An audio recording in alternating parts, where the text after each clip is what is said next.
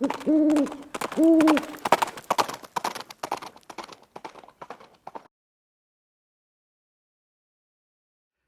hey guys, it's Viejo here, and this is the last week of June in 2024. Summer has begun. I know some of you guys are starting to feel the effects of summer already. It's hot in a lot of places. Not bad here at all on the central coast of California, though. A typical weather pattern here at this time of year is overcast or fog in the morning till 10, 11:30, something like that, and then it burns off, and that's where we are today.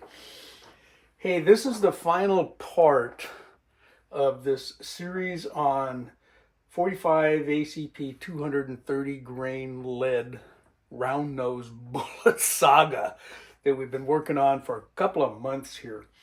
And this whole thing started off with looking at data in our Nicely handbook. I like that book. Got a lot of good stuff, particularly the forwarding chapters. Okay, good place for a beginning reloader to start, really. There's a lot of good info there. The data sections are actually pretty good in a lot of ways. There's a lot of load data there. But what kind of sparked the idea here is that in those data sections, you don't know what bullet Lee is talking about. Lee does not conduct the testing of all of those loads, and rather they glean that information from other resources, to wit, other data manuals, okay, or sources. For example, the powder manufacturers or the bullet manufacturers. And you can kind of figure out where some of that data came from. You know, Lee doesn't, do the testing themselves. They compile it from other sources, as we said.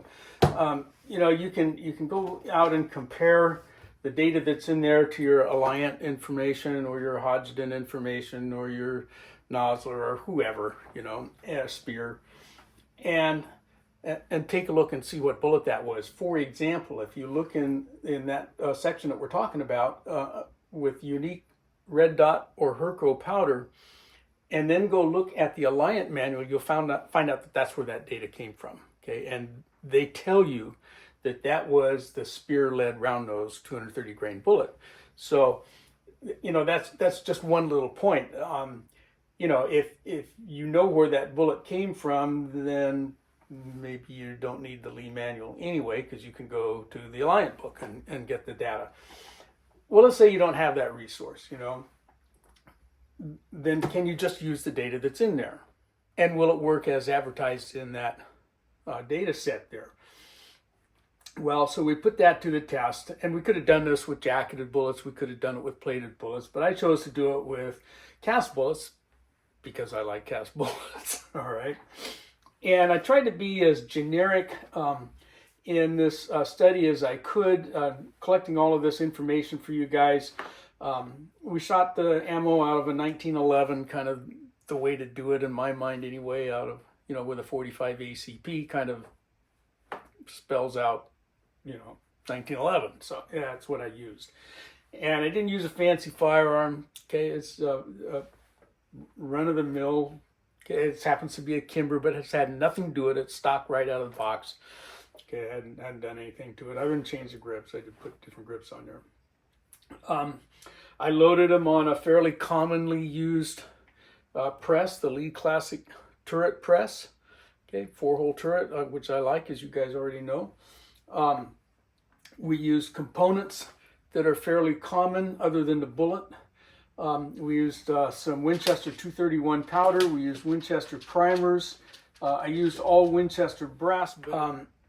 All of the rounds that we used, and we tested 9 different cast bullets, none of which are listed in that data section from Lee for 230 grain lead round nose. And just for good measure, I threw in some jackets, a couple jacketed bullets and a couple plated bullets, also 230 grain lead round nose, or not lead round nose, but round nose bullets. And just to kind of compare, because there was a point I wanted to make about comparing jacketed and plated against cast bullet information. So one of the things that we find out as we've been going along here is you look at the lead data section, and it gives a cartridge overall length, KCOAL. And there's 3 or 4 different ones that are given there. So how do you know which one to use? Well, that's going to be kind of the first of the takeaways here. Well, let me back up a little bit. One of the questions was, can I use lead data? And heck yeah. Okay. I picked a powder charge that I knew was going to work because I'd used that powder charge with most all of these bullets. There was one that the very last cast bullet that we did, that Kramer mold, I'd never shot that one before. Okay, I acquired that after we started the test, and so I used the same charge. I knew it was going to be safe. And that charge of 231, all I've told you all along was that it was more than the lower limit and less than the maximum limit. I never told you, exactly where that was, and I'm still not going to, but if you're astute, you can go in there and look at that section and look under the 231 data set across there and look at these velocities that I reported to you, and you'll have a pretty good idea where that charge was. And again, it was less than the maximum, okay, that was listed. So back to the question, can we use that? Yeah, yes, I think you can. I had some experience with all of these cast bullets and a bunch of, jacketed and plated also, and I kind of knew where I could start and as far as the charge goes. But I also know that there's some caveats. Okay, if we ask the question, hey, can we just use the data that's in there for any of those powders? The general answer is yeah, with some caveats. So let's take a look at what those might be. First and foremost, again, assuming we don't know what bullet, that is, none of these bullets were listed there. Okay, and I think that the very first thing we need to keep in mind is that if you're not sure what bullet it is, then start at the minimum and work your way up toward that maximum charge and keep track of what's going on. You're studying your brass, you're studying your primers, you're studying your velocity, your accuracy, your precision, all that kind of stuff, okay, as you go, and making sure that you don't overstep your bounds. You may find out that the bullet you're using isn't going to like it when you start getting up near that high end. Okay, so that's one thing. Start low, start at your minimums or close to it anyway, and work your way up if you're unsure of the bullet. Then there's the issue of cartridge overall length. The lead book in that section lists, I think there's 4 different cartridge overall lengths that are given there. So which one do you use? Well, if you seat your bullet too long, the ogive will engage the rifling too soon as the bullet's going into battery, and it won't chamber properly. Okay, you get way too long, may not even fit your magazine.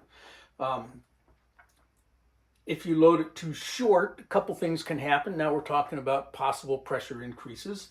And the other thing is that your taper crimp may actually start to bend over the ogive of the bullet, and it won't headspace properly. Okay, remember that 45 ACP, in this case, that's what we're using, headspaces on that case mouth.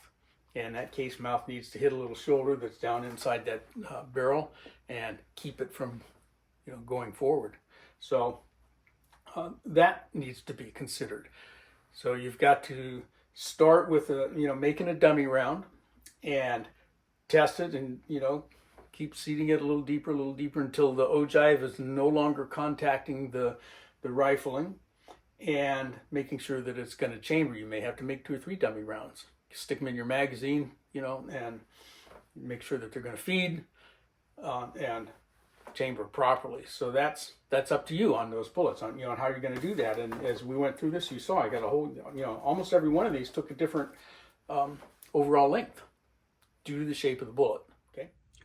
All right, we can kind of slowly scan down the line here and take a look at the info that we got. Notice that all those cartridge overall lengths, that first handwritten column, they're all different. I think that you should be aware of the fact that your choice of primers and primer pocket size will have something of an influence on the performance of this round. So be mindful at least of that with the Lee manual over here, you don't know what primers they used. I don't think you even know what kind of firearm they were fired out of, or many of the other manuals at least give you a barrel length. They might say a test receiver or something like that, or universal receiver, and they'll tell you the length of the barrel. So that will, be of some influence. If you look at the lineman manual, they tell you, like, we use this primer, we use this bullet, okay, and here's our trim tube length for the case. They give you that kind of information. Lee doesn't give you that. It's all right. Okay, you can figure that stuff out yourself to a certain extent. Will my primers, work? This is what I got, so let's use those. And again, that comes back to, okay, we don't know what they were using there, so we better start at the lower end and work our way up.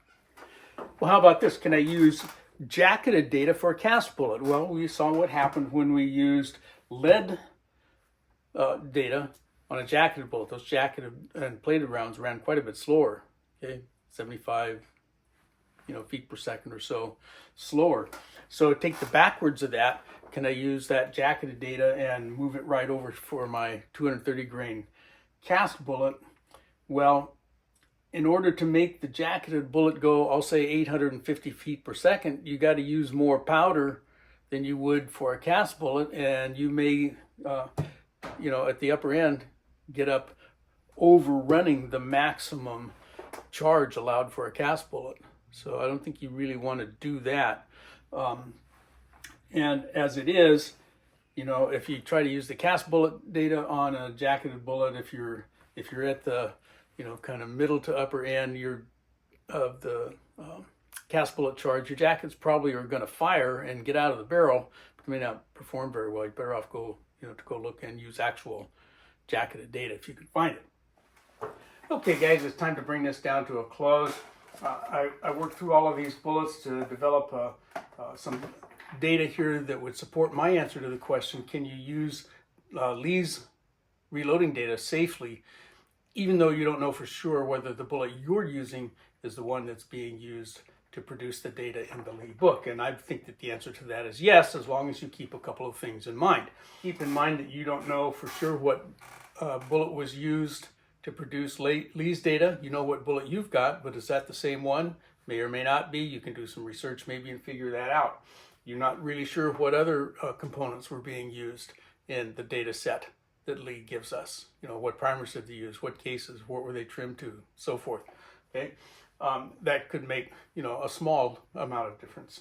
So take your time, work the loads up properly, starting low, work up, study your pressure signs, look at the performance of the round on the target. If you got a chronograph, study that data, all right?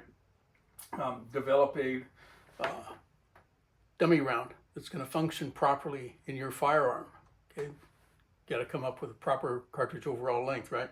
So take the time to do those things, and you should be fine using Lee's data.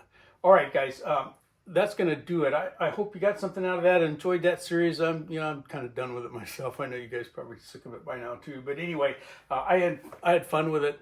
I hope you might have learned something, or at least got something out of it along the way. There are a lot of you that have followed me the whole way through on this, and I want you to know that I really appreciate all of your comments and suggestions and so forth that we picked up along the way. So from the Viejo bench, though, for now, probably thank goodness, that's all she wrote.